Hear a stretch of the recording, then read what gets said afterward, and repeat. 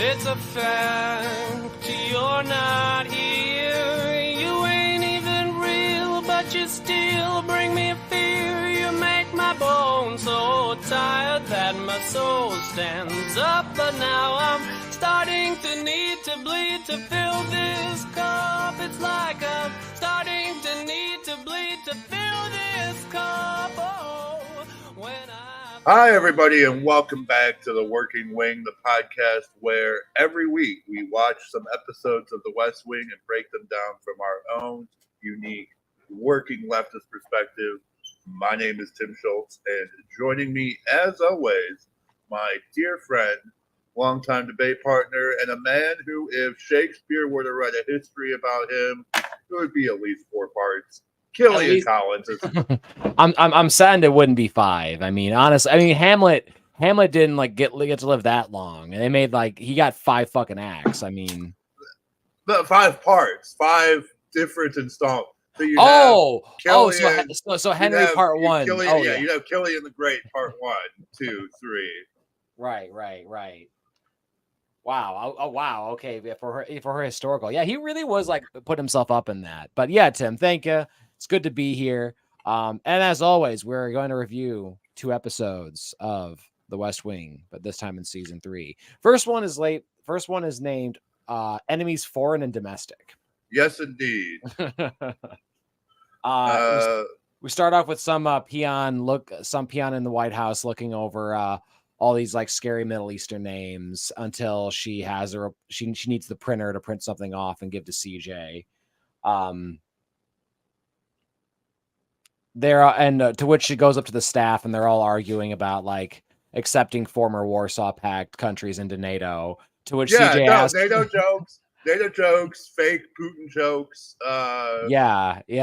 Whole lot of these. It's funny what all the neoliberals thought Putin was going to be 21 years ago. It's a very interesting look at the past. Well, he wasn't very threatening to them at the time. They thought there was another Boris Yeltsin type of person. They thought it was another controllable little thing for themselves. They did not know. Well, that's what they get. But also CJ asked the question, well, why not just dissolve NATO? Why indeed? Because they like the uniforms. They like the uniforms, Gillian. Yeah. We got jokes. Yeah, just like the IDF has got IDF's just got a lot of jokes too. They're just they like the uniform. They like the dome. They're a big fan of it. It's great for football season and concerts.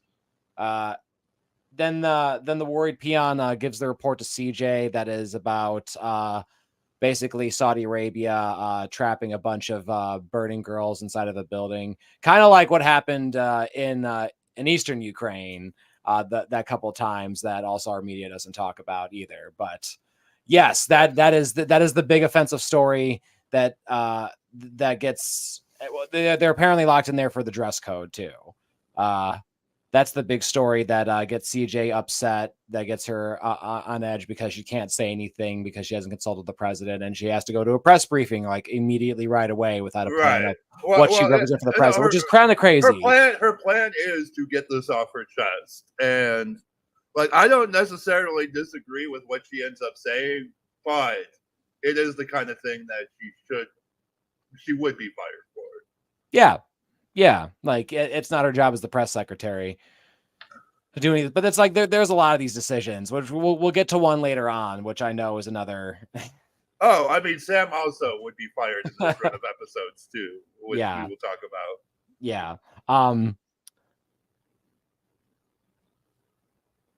Charlie asked Sam about. But also for all that. All right, my only other note is, they make a whole big thing about how CJ is speaking off the top of her head there, and then she reads the most carefully crafted bit of Aaron Sorkin speechifying ever written, where it's okay, this was absolute. If I were a press person listening, to be oh no, CJ worked on this for at least a day. Was looking in the mirre that morning, being listing off these statistics. Yeah, exactly. Has her statistics written on her hand or something. It's like if you go to an argument and like and your buddy's like ready with statistics right away, as if like they're ready to bring up this Right. point right Which away is or the thing that something. like I sometimes run into with you, where like we'll go into some like conversational back end and you'll just be like pulling out all these statistics on stuff that I am not prepared to counter with.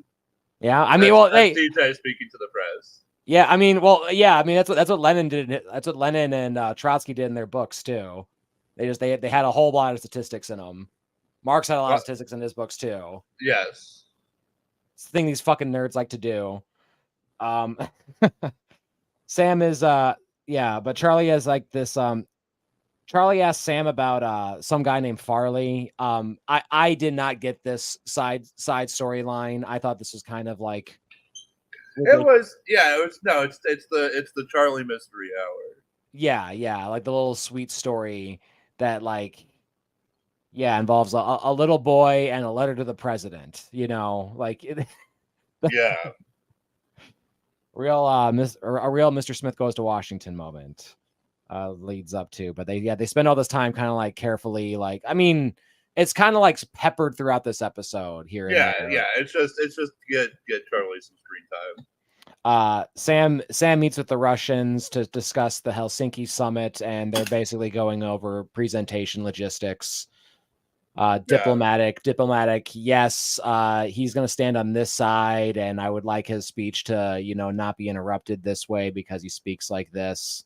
Yeah, exactly. You need to get that Martin Sheen patter on tape for Western audiences. It doesn't work. It doesn't work with those little sputtery. Who's good lead the boo? Who's good no. It doesn't work with those little pauses at all. Yeah. Sheen, like, they like to be orators. CJ gets then we get CJ hate mail hour with Donna, and it made me think about arguments that we've had about, like, well, if you're a politician, like, you should just expect hate mail. Like, I mean, it's like right, why and that's CJ's position, right? Like, CJ is very much like, yeah, I get hate mail every single day, and it doesn't bother me. Like, right, you're in power. Everyone else is taking it seriously. Because something happened in this world that they did, just that they all met up in a cafeteria and talked with a bunch of kids about. Yeah, no, these upcoming scenes get ridiculous. Leo tells the president that there's a problem with this chip recall for this company called what was it, like Antheon? Like, yeah, it was like this storyline had me tearing my non-existent hair out. Right, like, you were ripping your beard out then.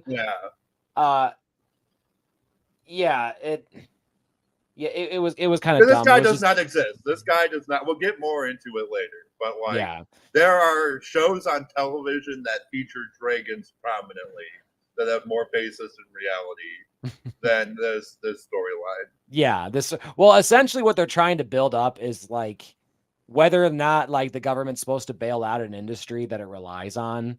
With, like, Leo saying, well, it's about the jobs. It's about the jobs. And fucking for some reason, Bartlett is arguing it's about the market. Is like, he's arguing this laissez-faire capitalism. Yes. Which is just like, right. And like, why? And Leo is not even, like, I guess he's trying to approach it like a Keynesian economic form of like, well, we need these people to have jobs and, create. I mean, Leo is approaching it from like this golden hero of capitalism needs our help, and we need to have his back because he is a golden hero of capitalism. I'd say that's kind of Keynesianism in a nutshell. Like, it's doing a lot of dumb shit just to, like, preserve the system that doesn't make any fucking sense.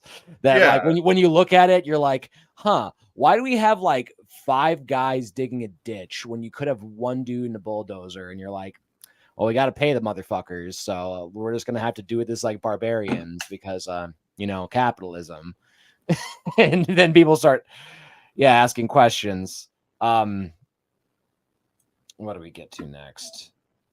General comes in, and we have the scary side Russia nuclear escalation sideline, which is side plot. So they're building a reactor for Iran, and everyone thought it was just an energy reactor, but it turns out they're making weaponized plutonium in there. Mm-hmm. It's basically what the Republicans were saying that Obama was doing, and yes. Toby's flirting with the guard because he's got nothing to do. CJ needs him to, I wrote down, do like the American propaganda plot of like discussing with some journalist who was disliked by this new president and By Putin. yeah, Putin doesn't like this new journalist, so Toby's gonna straighten things out. Right. Secret Service guy has like a scene where he looks over the hate mail over CJ's soldier and CJ's shoulder, and it really reminds me of like, you know, like the principal looking over like you like looking at something bad when you're like in middle school, like at like some like over like some proxy site, and they're just like, what the hell is this? Like, okay, like let me see your computer quick, and he like the Secret Service guy like knows like how to like all this like hacking information to get back to like source who this guy is and everything. It's like when I got in trouble in high school for looking at a funny meme of a chimpanzee holding a gun. Yeah, and they look at you like you're a school shooter or something. Right, that's exactly what they did. That's exactly what happened. Yeah. Oh yeah, he has the line of Muslim terrorists don't care who they kill. It's just a matter of the biggest blast and amount of terror who it is, which is just like, oh yeah, that's like unlike any other terrorist who just they do it. They try to preserve. Well, I think they use the term Muslim terrorist here, but yeah, I think he's talking about like a psychosexual stalker versus a terrorist or whatever. Oh, I think they were going for like. Oh no, I thought they were strongly implying Muslim. Like that's what I thought, because that's they imply like CJ brings up Muslim terrorism because she had just shit talked Saudi Arabia, right, in her press conference, and he's saying, well, and he's specific. You're right. He responds talking about Muslim terrorists, but yeah. But it's like, it's not like other terrorists in other regards. Not like Lenin's brother, like didn't try to like not attack civilians or something like. Well, yeah, no, exactly. Lenin was not afraid to blow up a train. Oh no! I mean, I'm talking about Lenin's brother specifically, the one who got killed for being part of a group called the Terrorists. That like they named themselves the Terrorists. Yeah, that's what I'm talking about.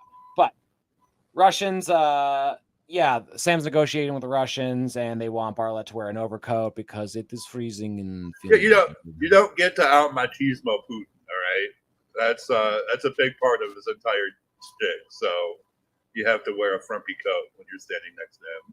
Well, honestly, why wouldn't that MS riddled motherfucker like wear a coat anyway? Because he's New England proud. Oh wow! So he's an idiot. Like that's great. Like, all right, then we get Sam and Charlie with the Farley side plot. I didn't know where this was going. The whole thing to me was just kind of like fake sentiment. Toby's with the Russian journalists. She says that she's banned for her criticism. Toby has some lewd jokes about naked women in her publications. Yada yada. They kind of just like talk and have small talk after that. The president and the general, talk about the Russians giving Iran a nuke. I was hearing very kind of Trumpian, at least Trumpian warmongery stuff with Iran. That's what I kind of was getting the vibe of from this. And they decide that they're not going to go to Helsinki, and Leo Josh need to figure out some diplomatic way out to dance their way out of that. Leo and Josh argue, and Leo brings up that. Why is Josh in this conversation? I don't know. I don't know. Like Josh does not belong in this conversation. It's way above Josh's head for any of this, for him to be involved in this, and because it's like they're arguing about like dancing around some geopolitical mess they can get into, and Leo's like, Josh is not that guy. If you need like a whip count at the in the Congress, you send Josh. You don't send Josh to like figure out international strategy. No, Josh is like that guy to go there to like somebody's house and like harass him like. Exactly. If you need to bribe. If you need to bribe a congressman or a local prosecutor at an airport, that's when you send Josh. Yes, that's specifically that's he'll do that for free. Like, he literally will. They have like a useless conversation. It's not even really worth talking about. Toby and some other journalist talk about the summit, and I don't know where he was going with this either. The president and CJ talk. Yeah, they talk about, wait. So wait, no, say that again. Well, Toby talked to some other journalist. Yeah, no, this is the journalist CJ wanted him to talk to. This is the chick that Putin doesn't like. No. I already got about like the chick, but who's the dude? The dude after that, who's like the American. Oh no, that's a state. That's not a journalist. That's a State Department official. Oh, okay. Being like, if you give this woman credentials, the Russian government is going to consider it a direct insult. So then the next scene, he just kind of like big dogs are, yeah. Okay. Yeah. That makes more sense. Okay. I thought this dude was some journalist or something. CJ and the president CJ talk. The president and CJ talk bodyguards. CJ asked for like any evidence that like someone's actually trying to get me. And of course, like they show her pictures. They show her pictures that were like 20 feet away from her. And it's just like, wow, how'd you guys get those so quick? Like, right well, no, those were pictures sent to her email. Those were pictures that the person stalking her had sent to her. Okay. And they had pulled it off of her email. All right. Then we get to the Leo and the president talking about that imaginary chip company. Leo is asking for a subsidy. Yeah. Then we get to this fucking laissez-faire shit from. Right. Well, exactly. Like Leo's suggestion is being like, we float a massive loan to this company in order to like bail them out, which has just become like the de facto policy of the United States whenever any sufficiently large company finds itself in trouble. It's exactly what we did for the banks back in 2008 and the auto companies back in 2008. Okay, planes. Yep. It's exactly what we did for the airlines during the pandemic. It's exactly what we did for the banks earlier this year. And we'll continue to do. Like, I think that slush fund for the banks that they can just take from anytime they fuck up is still intact. But Social Security is on the cutting block, you know, because we're not fighting it. Bad stuff.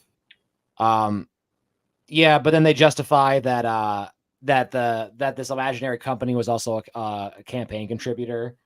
Right, this guy doesn't exist, and these politicians don't exist. Yes, like that guy being like Bartlett's saying this guy is a campaign contributor, so we can't help him. That does not fucking happen. That is not the way the world fucking works. The way it works is this guy gets a meeting with the president first thing in the morning because he's a massive campaign donor.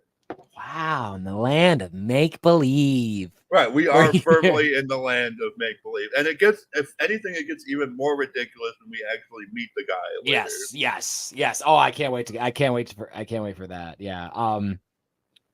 Sam's with the Russians at the final meeting, and they throw in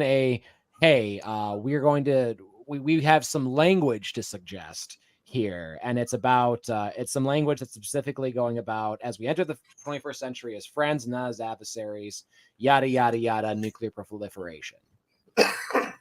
Essentially it's just that this new president stands in for it. He basically wrote it. To which Sam is like understands that he's the messenger for this very important message. Yeah. He is burdened by glorious purpose in this moment. Yeah. Toby grills the Russian journalist, and big dogs are on doxing the president's family. Doxing the family, yeah. I will say, faux Putin, if he's anything like real Putin, definitely blew up that apartment complex, because that's exactly what real Putin did in order to set up his invasion of Chechnya. But we don't need to get into that. We can move on from that. Just throw that in there. Just ignore all the terrorism besides all that. But okay, it's okay. Whatever. Like we got our quibs. Well, and we know that terrorism is always a good justification to invading a place and assimilating all of its population and committing ethnic cleansing, right? Ethnic cleansing. Oh my God! Look at the flag. Look at the flag. Look at the flag behind you right now, my friend. Yeah.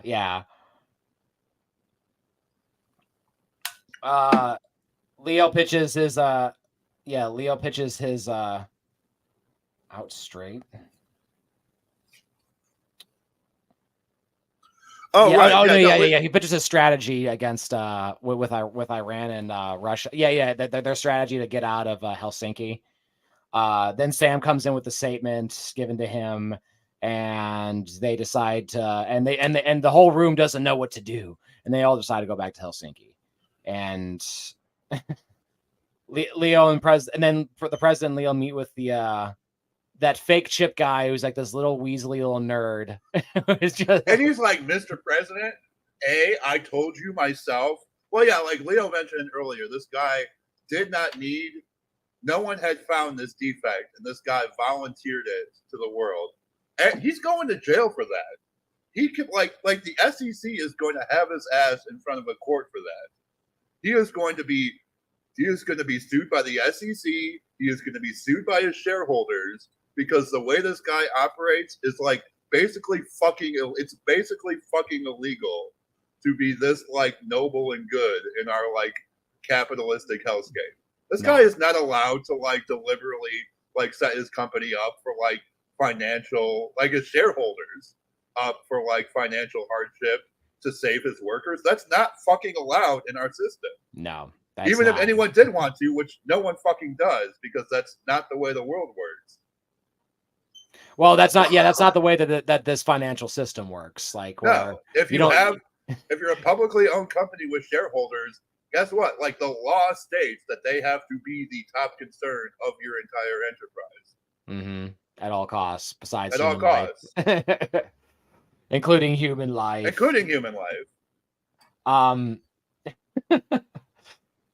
Yeah, but yes, they makes this deal. The imaginary make believe deal they make is that we'll stay as biggest customer. Yeah, he'll stay his biggest customer. He promises that.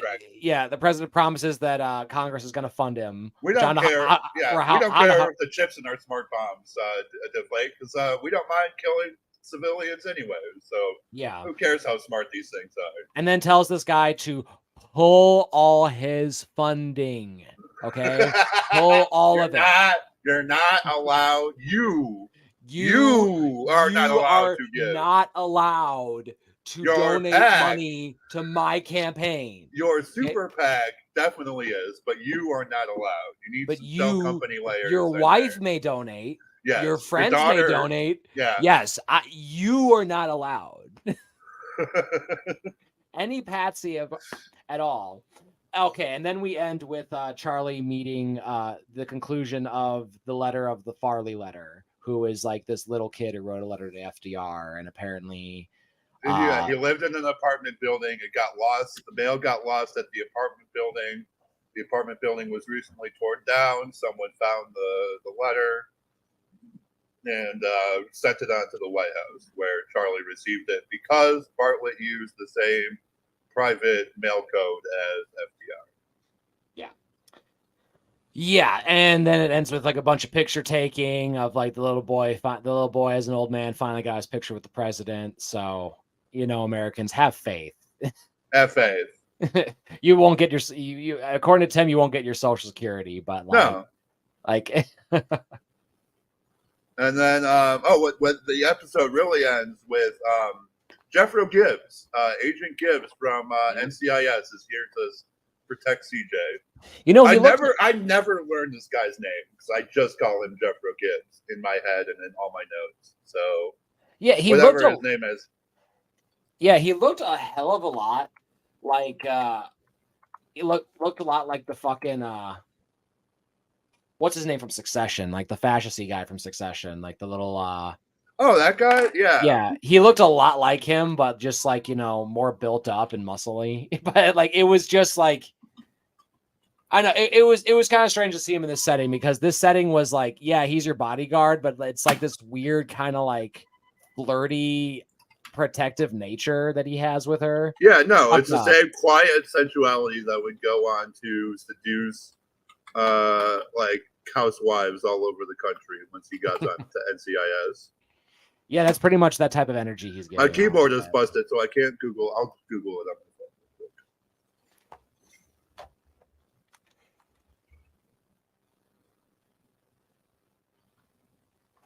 All right.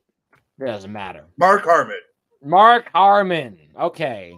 Not to be confused with Dan Harmon, but No.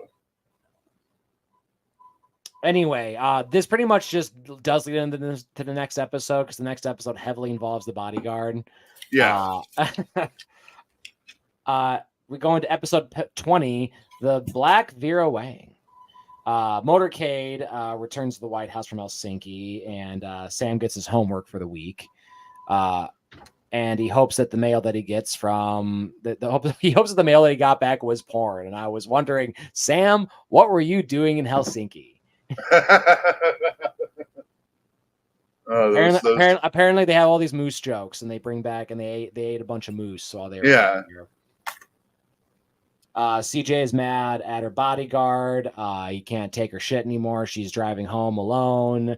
The bodyguard reveals that he took her spark plugs and apparently every other part of her car, but the spark plugs are really all you need, or just her keys. Yeah, just her keys. Just confiscate her keys. But he gets to list off a bunch of Aaron Sorkin loves segments where people just list off the parts of something. Yeah, he does. He is a fan of that. Where it's people are all of a sudden robots, and they can they can be look at me, I'm a little encyclopedia, which I wonder how, as a kid, what Sorkin was like if he was a little kid who was listening things as an encyclopedia. I'm sure he was. Yeah, he was insufferable. I'm sure. Yeah, kind of like Andy Zaltzman's pun runs, but I really enjoyed. I know you enjoyed them too, but I enjoyed them for how bad they really were.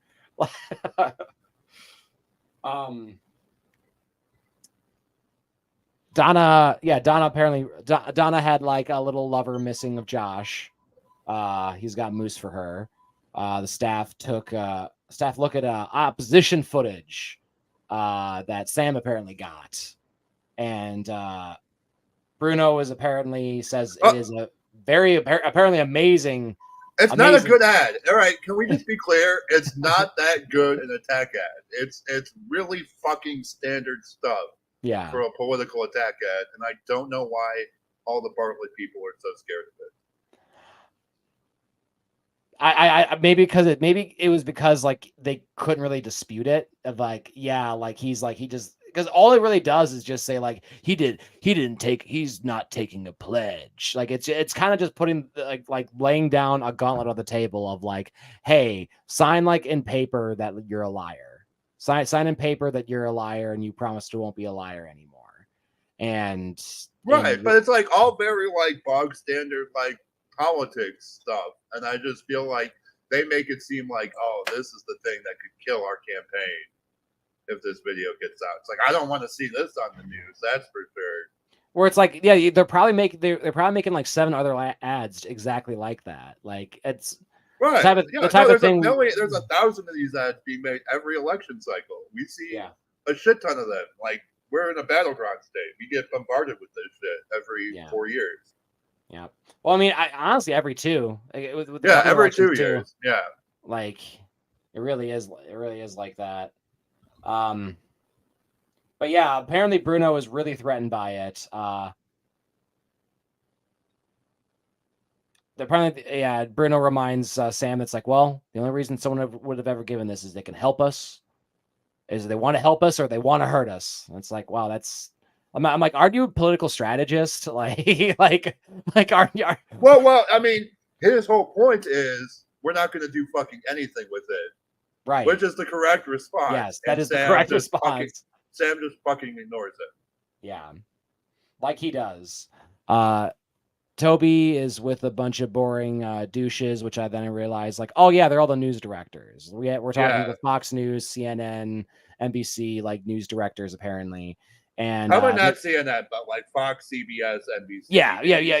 Maybe. I mean, maybe this is these are specifically the broadcast.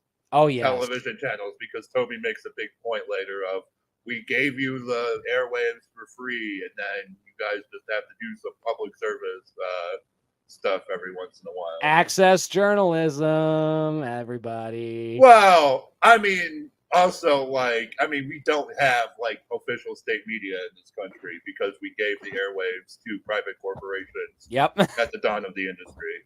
Yep. And yeah, and it's like this weird relationship now where they're totally honest, guys. They're totally honest.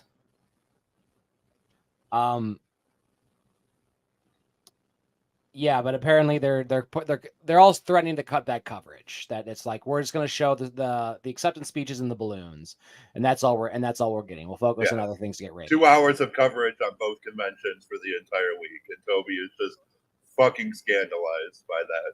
It's like, guys, we discovered this thing called reality TV where we don't even have to we don't have to do any work or really pay anyone any money. You get either fat, gross people or like sexy young people doing dumb shit on television. People go and people will watch it. It's so much cheaper than every other form of television. Everybody, it's so profitable. It's so profitable. Yeah. Then the president and Leo are in a situation room. High alert stuff once they get back to Helsinki. Of yes, we need to move. And essentially, it's just like the same old like, yeah, these are the type of world tensions that are like always happening. Of like Of like, hey, this country's moving here and doing this. Your admiral suggesting this, your general suggesting this. Like, of course, the military is going to be like wanting to respond to each and little thing, and that's just what they're kind of getting back to. Right. Well, and in a way, I mean, this conversation did make me kind of chuckle because, like, one of the things they open with is, oh yeah, there have been some attacks on U.S. bases at the Syrian border, which, like, literally is why we just bombed Iraq again. Last week. I mean, like the more things change, the more they stay the fucking same. Exactly the same. Shit over 20 years later. Yeah. Then we get to CJ with her bodyguard again. Going into logistics and more flirtiness about like, well, I won't watch you undress, but you know, right? No, everything he says is a little bit too sensual. And a little bit too creepy. Like his vibe when talking to CJ's niece is kind of creepy. Yes, bro. Like he's like touching her and like moving her around and shit, and I'm like, don't have your hands on like a 16-year-old girl like that. Like this is fucking like QAnon bait. Like if I've ever seen it. Yeah, just like the Secret Service cavorting with 16-year-olds in this department store. Like you're gonna tell me that Hillary wasn't in that pizza parlor basement? You're gonna fucking tell me that? Oh my god. Then we get to, oh yeah, Josh took a gift that he wasn't supposed to. Oh no, Josh, like a lady comes and says, Josh, that gift you were given, or the gift. So I think the chain works like this: the Swedish government gave Bartlett a gift that was like a bunch of moose, and the president gave that to Josh, like those ornate chess sets, but a lot shittier. He gave the moose meat to Josh. Josh gave the moose meat to Donna. Donna gave the moose meat to that intern, and the intern sold that shit on eBay. Oh, that's a problem. It is a problem. That's a problem, but yeah, that's the chain. And then Donna has to fire the intern that she gave the moose meat to. The targets are. Oh yeah, then Sam and Mr. Khan agree to meet at 1 for a little date. Ooh, so much fun. He's such a fucking idiot. Yeah. Targets are so that whole thing's played just as if like, Sam, are you going on a date with your boyfriend? Is like that what you're doing? Like it's like you seem like he's so eager to meet with this guy. Right. Like right. Targets are close. Apparently the targets that these generals are concerned about, like potential attacks on these targets that are close to Washington. The president and Charlie talk about Shakespeare, and the president's totally ego tripping on how many parts that he would have. Not acts, but parts. Parts, yeah. Yeah, parts of his life would be that Shakespeare would write about him. It'd be a pretty boring Shakespeare play. I would say maybe one. One of the worst ones, yeah. Yeah, maybe I'd say one. Maybe. And it wouldn't be that good. No. Like kind of like one where it's like he's kind of like a background of a dumb leader or something like that. Yeah, maybe. Like a Bolingbroke or something, like, almost. Leo lets him know that he's got to be ready for the bunker. It's like we're taking you to the bunker. Bartlett goes like Trump 2020, Trump summer of 2020, being like, they put me in the bunker. They were so worried they put me in the bunker. The people were being animals outside, so they threw me in the bunker. I didn't go to the bunker. Yeah, the bunker thing, and it's like, you're gonna have to carry me in there. You're gonna have to carry me. It just looks bad. This looks right. Well, this is what Trump let it go on. I think Trump probably had, or someone who worked for Trump had seen this episode and be like, "Oh no, Mr. President, you can say you weren't hiding from the scary protesters. You can say they threw you in the bunker." CJ goes into the department store with her niece and I'm just gonna say like a bodyguard, a Hunter Biden or something. Like, I don't know. Hunter Biden doesn't really touch kids like that. That's more like Joe's thing. But like, either way, he was way too handsy with this chick because like her niece was like flirting with him too, and he was kind of responding to it when it's like, hey, yeah, no, like, it was weird. The whole fucking thing was weird. And bad. Yeah, like very inappropriate. Where he's like, oh, I'm like watching everybody. And it's like, yeah, you're not doing your job though, because you're talking to this chick who's like obviously like trying to distract you, and like you're letting her distract you. This 16-year-old kid, by the way, let's be clear, shopping for her junior prom dress. Who's like he's putting his hands. He's like, hey, stand in front of me. Stand in front of me. Yeah. Turn you, so you're like right here. It's like, no, dude. How about do your fucking job? Like, isn't there rules that you just explained about like your hands need to be free? And we find out at the end of the episode that he totally missed the guy he was looking for in the fucking store, probably because he was too busy flirting with the 16-year-old instead of doing his fucking job.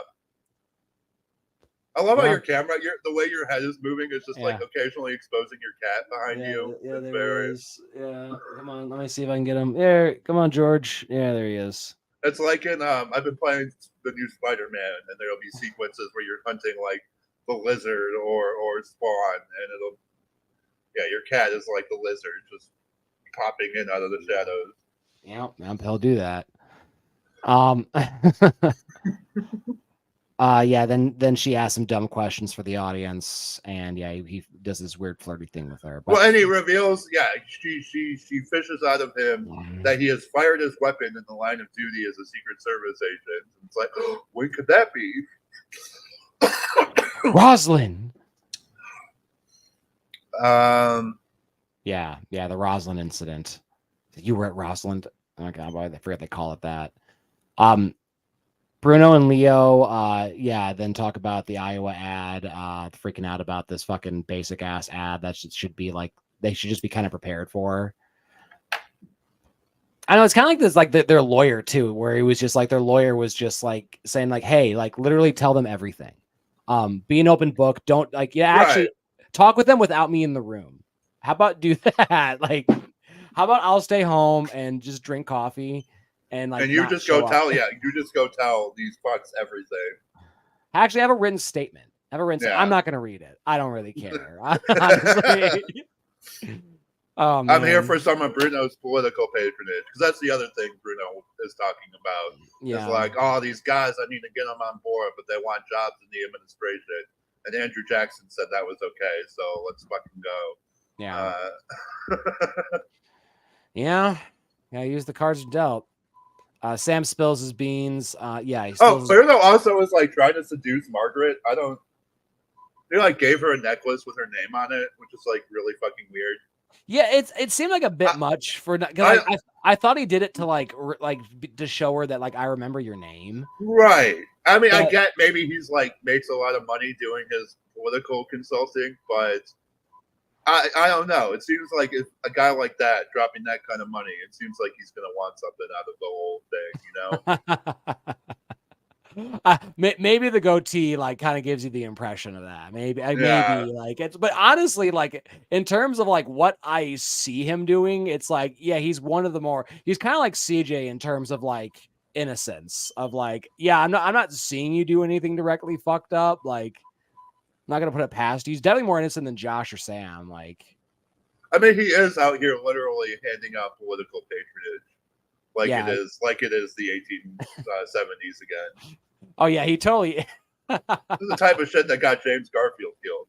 Yeah. Bro, for sure. Oh, damn. Yeah, no, I think it's kind of like a True Detective situation. They're kind of dirty as fuck. Like, Yeah.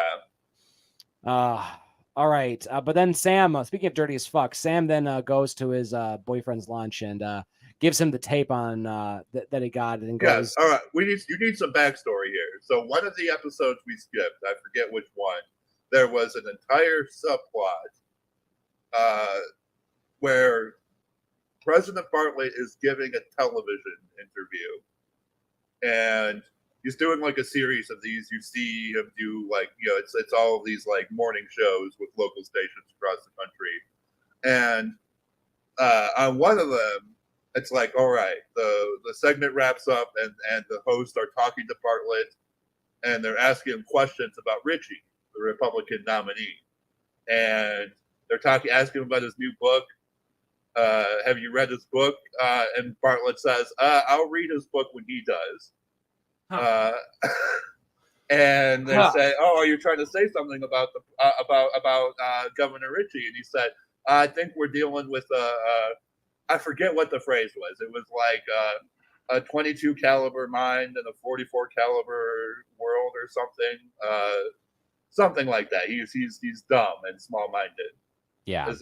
And then gas, they realized that they were still airing. The red light on the camera was still on, and all of those comments were aired live on this news station. And there's a big story like CJ tries a million ways to say no, the president wasn't calling Governor Richie dumb, and then eventually she was like, yes, he was calling him dumb. Who cares? He doesn't think he's the smartest person. And then it turns out that was a deliberate ploy by Bartlett and Toby to position Bartlett as the smart guy and Richie as the dumb guy, like they had talked about in their chess match. You need to like show that you're educated against the simpleton. Yeah, exactly. Like it's about being a heavyweight. You're a heavyweight. Yeah, that power fantasy that they wish would have worked against. Right, exactly. This is Eli Addy's Gore strategy that he never got to run or whatever. So then now that brings us to this meeting between Sam and Kevin Kahn. I think the Richie guy. Yep, Kevin Kahn, and he gives this tape to him and tells him that you got a mole, and Kevin Kahn says, "Thank you." No hard, and Kevin goes like, no hard feelings about the open mic thing. We laughed about it. We thought it was just a big joke that the media made too much out of. Yeah, that makes more sense with them saying that open mic shit. The next day, Donna is mad about the intern firing. Bruno and Toby talk about what strategy they're going to do for funding the convention. Toby wants to send the Justice Department after the news directors. Yada yada. President is with the general on scary Middle East uncertainty. The president still refuses to go to the bunker. They're not going to fucking Trump my ass. I'm not going to the bunker. Okay, I'll resign. I'm not going to the bunker. You're going to the bunker. Okay, that's where you're going. They ain't gonna Trump his ass.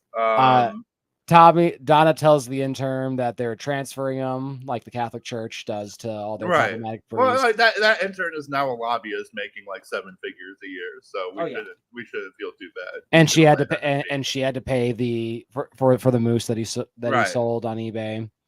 Is it all right? Was it this episode, or was it something we missed in the last episode where Donna and Margaret and the other assistants were being like, they're going to write newspaper stories about how much we make, and I totally forgot about that in the last episode. We skipped over that, but yes, Donna is one of the dumbest fucking people in the entire world, because like she and Margaret are just like, guys, it's not appropriate to air our grievances in any other context than talking to our bosses, so we just have to like pipe down and wait for Josh to give us more money.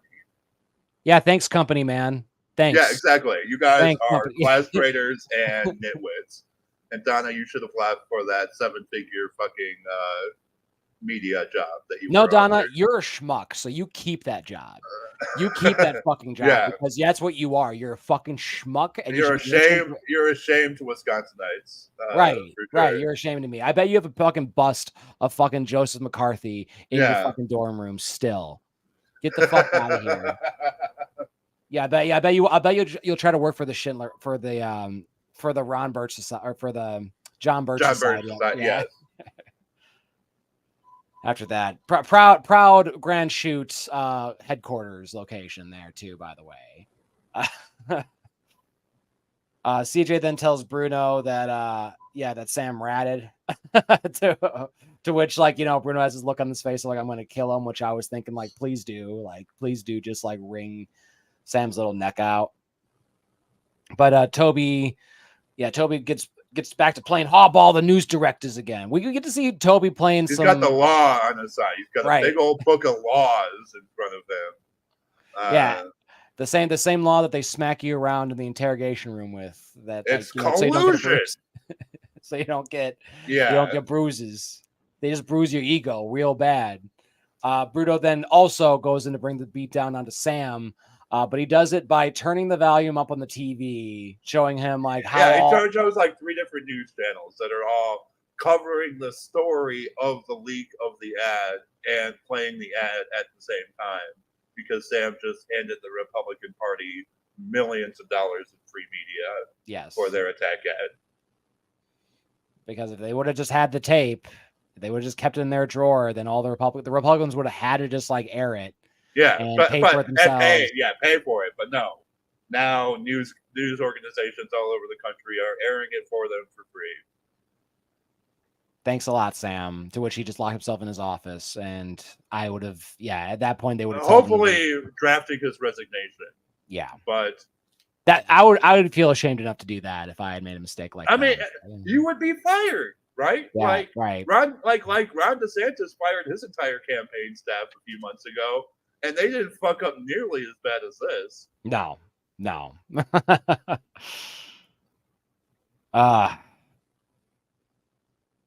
The next day, then Sam confronts his old boyfriend Khan in the rain. But by literally, I thought he was going to go up and shoot him. Like because I saw him like reaching in his pocket and stuff, like in the rain, and I could have gotten wild. Yeah, like Like I was just thinking, like this is a different type of show. Like this type of plot, like it, but it's like the way that they film it, though. Like the way that they film it, like it doesn't feel like the same type of show. Not at all. Like it feels like the start of like an NCIS thing, like or like an action part with like a bodyguard or something. Because they have like a couple of those parts in this fucking show, but it's like they do, but it never works. But also, the only action Sam ever really does is like call Secret Service, like ask them to like stop a bar fight that you started. Yes. Like that. Oh man. But of course, like Khan, like brushes him off just like an ex, just like your mean ex does. You think we laughed, Sam? We didn't laugh. We were in Paris. I'm like, get off of me. I don't even know. Get off me. Well, whatever. Yeah, you. They're very, very advanced politics in this show. Saudis are, the presidents and the general and the Leo talk about scary Middle East stuff again. Yes, the Golden Gate Bridge was almost blown up. Yeah, and to their dismay. And to mine, honestly, too, is that Saudi Arabia might be funding some groups. No, Killian, no. Because I don't want to believe that. Saudi Arabia being mentioned in the show would be bad. So it's Kumar. It's their made up Middle Eastern country. That's doing it. Kumar was supposed to be helping them with intelligence, but it turns out their intelligence chief is the leader of this terrorist cell. What? But we always arm the good guys. Yeah. It doesn't make any sense. Like it's like you're saying he's a bad apple. Like we trusted a bad apple. Like, how do we do We that? gave money to the wrong person in the Middle East. That's never happened how before. do we do that again? It will surely never happen again. Yeah, we've learned our lesson. This is the last time. Hey, the Palestinians are totally helping us out in the search for Osama bin Laden. Okay. Or not the Palestinians, the Pakistanis. The Pakistanis, yeah. Pakistanis, yeah. Then CJ goes to grill the bodyguard on Roslyn and thanks him. A whole little thank you for your service thing. That's all weird and bad. Like reminiscent of this is definitely like a dated post 9/11 type of writing where it's just like every time you fucking see like a firefighter, you're just like, you guys, I don't thank you guys enough really every day. Where everyone's thanking them because they're thanking them because they're scared. Like that's why they're thanking them. Then he looks at her emails after she leaves to see that the stalker had said like, hey, that's a nice dress. You should have bought it. Like you should you should wear it soon. And you're gonna die soon. Yeah. Yeah. To which he's like so upset because he's like, damn it, I was flirting with those fucking chicks.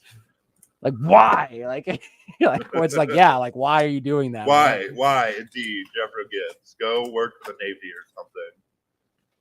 I mean, honestly, that's the type of thing. That's the type of scene that this actor is built for anyway. He seems like he's more of like, yeah, your best is like the soldier that just can't. Like, he's so good. He just can't handle his emotions because of all the bad things that happen.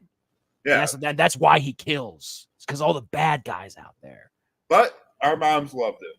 I know my mom did. I'm sure yours did too. Moms love Mark Hartman. Yeah, I mean, I think American moms will be pretty big on that type of thing.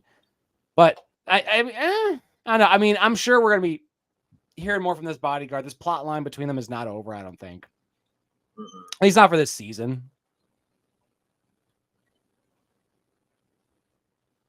No, there's more to come on this. Yeah, I imagine so. There's more to come on the terrorist stuff. There's more to come. And I imagine there's more to come in the election. I don't think the elections, I don't think is happening this season. This season, I think we got the next couple episodes for this finale. And then we're on to season 4, which I believe will be the election. As we start, we're about a year away. We are like encroaching on like a year away. Right, because we're hitting we're hitting convention season. Yeah. Yeah, and then you've got the last 6 months, 7 months sprint of the general election. Yeah. Which it's looking like it's still going to be a shit show for our election and our election of the future. Oh, right. Yes. We are a year out from our election, and it's going to be a huge shit show where R.F. Kennedy will probably have way too much relevance. For anyone's like, I'm really surprised too. Like it's like honestly, like him polling at 22% in a 3-way race with Trump and Biden.